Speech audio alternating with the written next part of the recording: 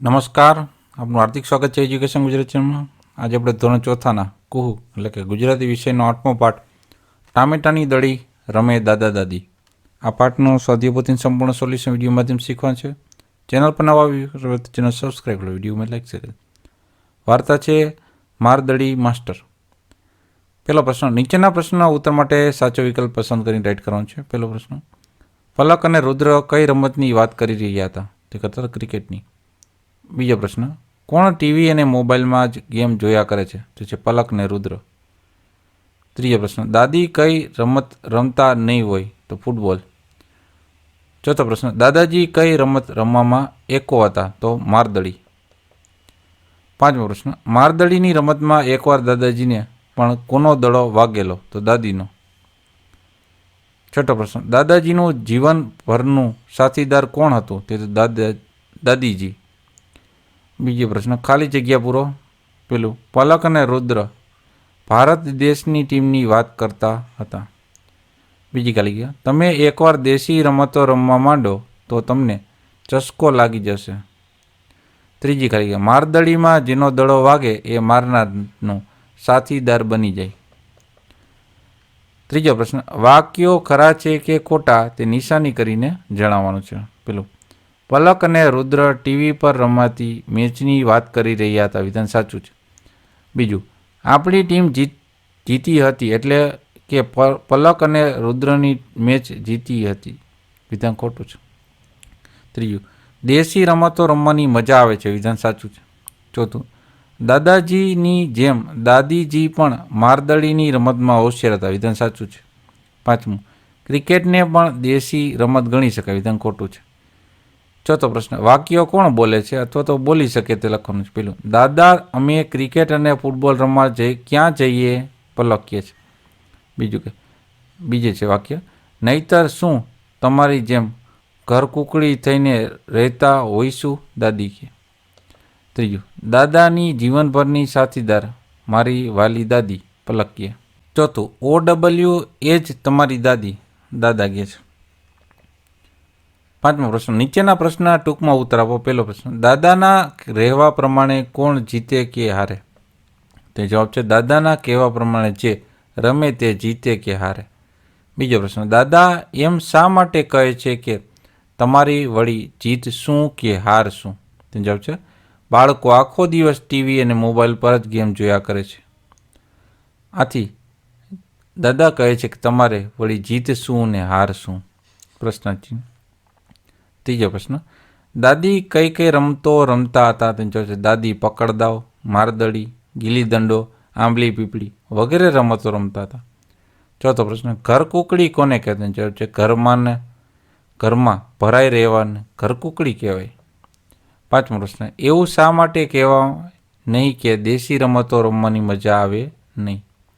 તે જવાબ છે જ્યાં સુધી આપણે દેશી રમતો રમીને અનુભવ કરીએ નહીં ત્યાં સુધી રમવાની મજા આવે નહીં કે રમવાની મજા આવે. છઠ્ઠો પ્રશ્ન, મારદડી રમતમાં વિજેતા કોણ કહેવાય? તેને જવાબ છે મારદડી રમતમાં છેલ્લે એક વ્યક્તિ કે જેને દડો વાગ્યો ન હોય એ વિજેતા કહેવાય. સાતમો પ્રશ્ન, તાકોડી એટલે? તેને જવાબ છે તાકોડી એટલે કે એવી વ્યક્તિ કે જેને તાકે તેને પાડે તે જ. આઠમો પ્રશ્ન, પલક દાદીને મારદડી માસ્ટર કેમ ગણાવે છે? તેને જવાબ છે પલક દાદીને મારદડી માસ્ટર ગણાવે છે કારણ કે તેમણે મારદડી માસ્ટર દાદાજીને પણ દરો મારીને હરાવેલ છે. નવમો પ્રશ્ન, દાદીને મારદડી રમતમાં ક્યારે દડો વાગ્યો નહીં હોય આ વિધાન સાચું છે કે ખોટો? શા માટે? તેને જવાબ છે દાદીને ક્યારેય મારદડી રમત દડો વાગ્યો નહીં હોય વિધાન ખોટું છે કારણ કે દાદા પોતાને ક્યારેય મારદડી માસ્ટર ગણાવતા નથી. દસમો પ્રશ્ન, જીવનભરના સાથીદાર એટલે કે?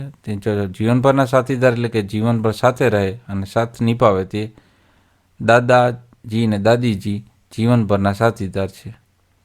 11મો પ્રશ્ન, ઘરમાં રમાતી રમતો કઈ કઈ છે? તેનો જવાબ છે સાપસીડી, ચેસ, લૂડો, કેરમ વગેરે ઘરમાં રમાતી રમતો છે. 12મો પ્રશ્ન, મેદાનમાં રમાતી રમતો કઈ કઈ છે? તેનો જવાબ cricket, football, volleyball, kabaddi, hockey વગેરે મેદાનમાં રમાતી રમતો છે. 13મો પ્રશ્ન, મારદડી માસ્ટર સંવાદમાં કેટલા સભ્યો જોડાયેલ છે અને કોણ કોણ? તેનો જવાબ છે મારદડી સંવાદમાં ભાઈ બહેનમાંથી બહેન પલક મોટી અને ભાઈ જસ્ટ નાનો છે, એ વારંવાર બધી બાબતો પૂછપૂછ કરે છે. આ પરથી કહી શકાય કે તે નાનો હોય છે. 14મો પ્રશ્ન, ઘરની બહાર મેદાનમાં રમવી પડે એવી કઈ કઈ રમતના નામ આ સંવાદમાં આપે છે? તે જવાબ છે ઘરની બહાર મેદાનમાં રમવી પડે એવી ક્રિકેટ, ફૂટબોલ, પકડદાવ, પછી ગીલી દંડા, આંબળી પીપળી. આ રમતો નામ સંવાદમાં આવે છે જે બહાર મેદાનમાં રમાય.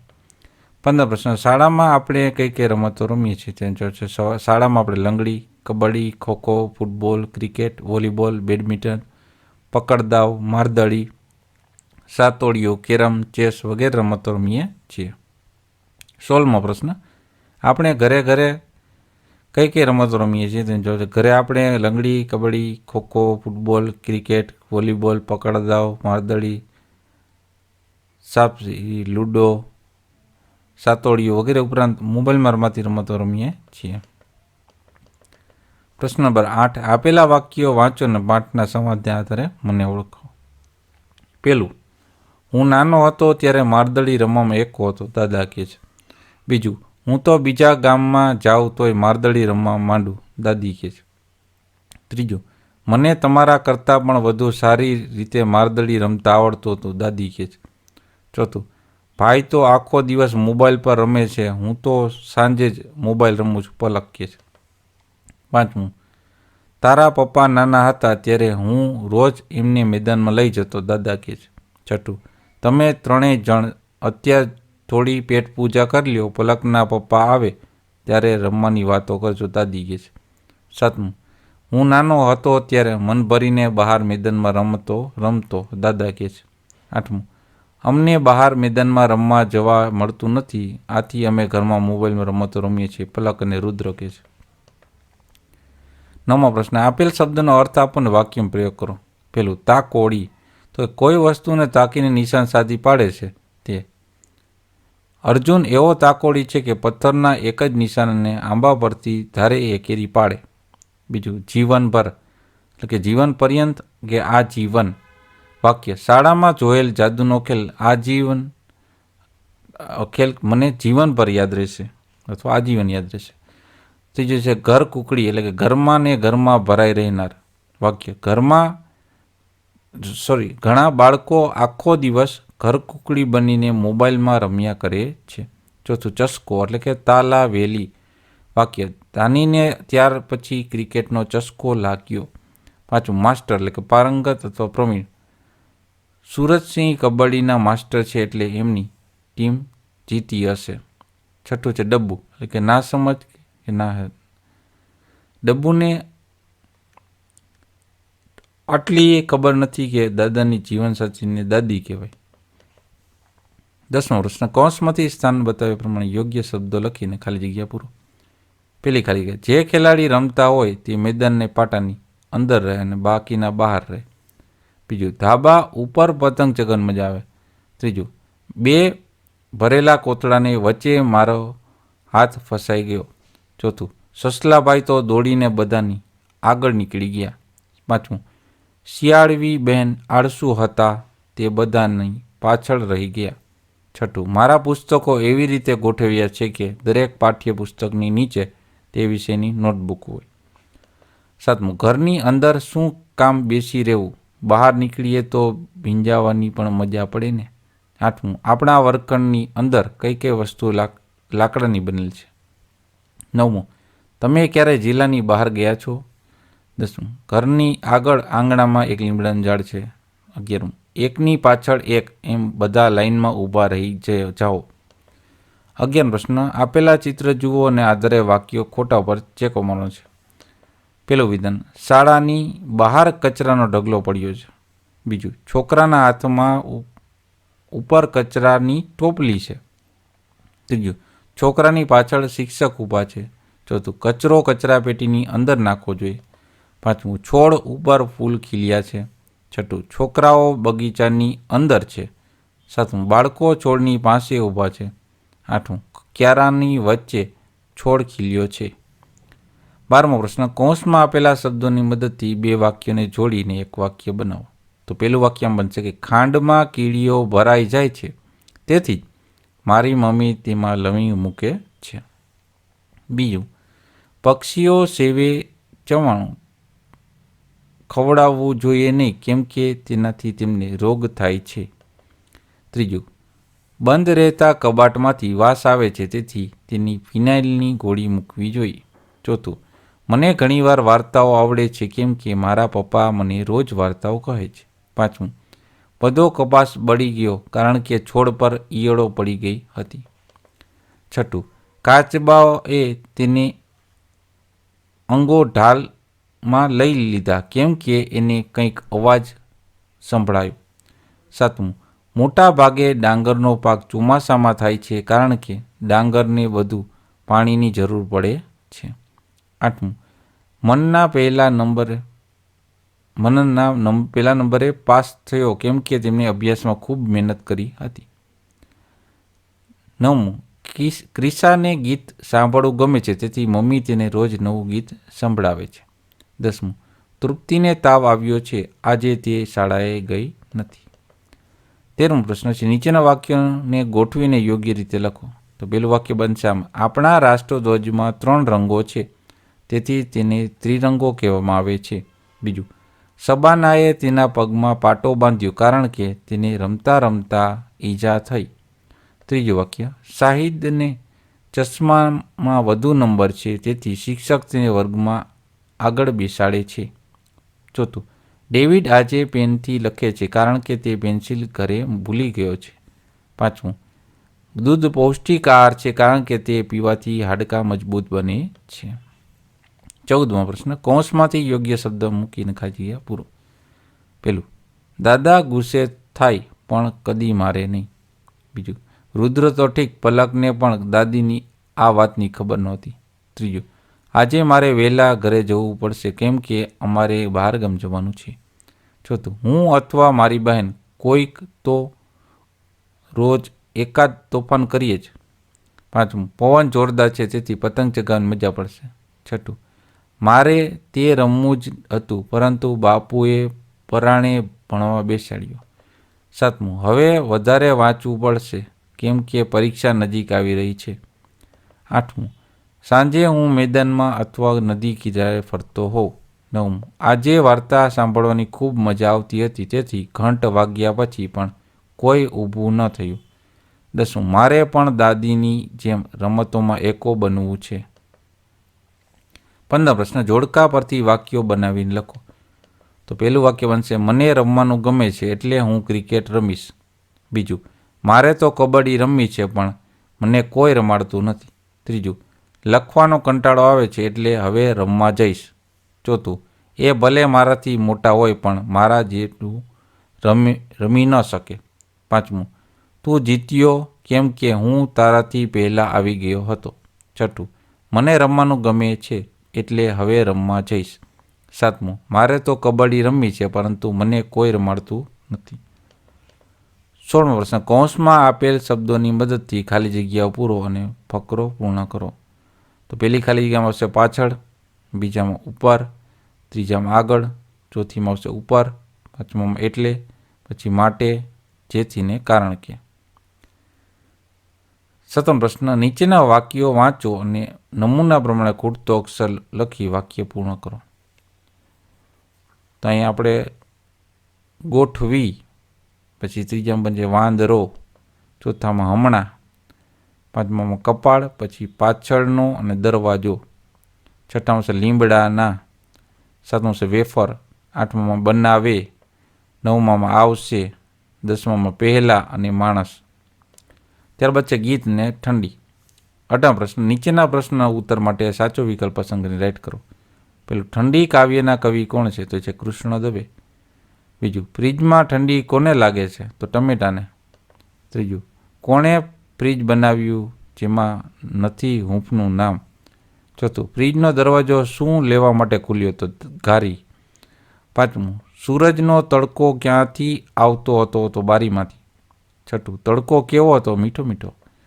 19મો પ્રશ્ન, ખાલી જગ્યા પૂરો. પેલું, ટમેટાને ઠંડી લાગે ત્યારે તેને બંડીની યાદ આવી. બીજું, ટમેટું બંડી પહેરવા દૂધીને કહે છે પહેરાવવા. ત્રીજું, ટમેટાએ બારીમાંથી સૂરજ જોયો. ચોથું, નાનકડા કિરણો સડકો પાર કરીને આવ્યા. 20મો પ્રશ્ન, વાક્યો ખરા છે ખોટા કે ખરા ખોટા નિશાની કરીને જણાવો. પેલું, ટમેટાને બપોરનો તડકો બહુ મીઠો લાગતો હતો, વિધાન ખોટું છે.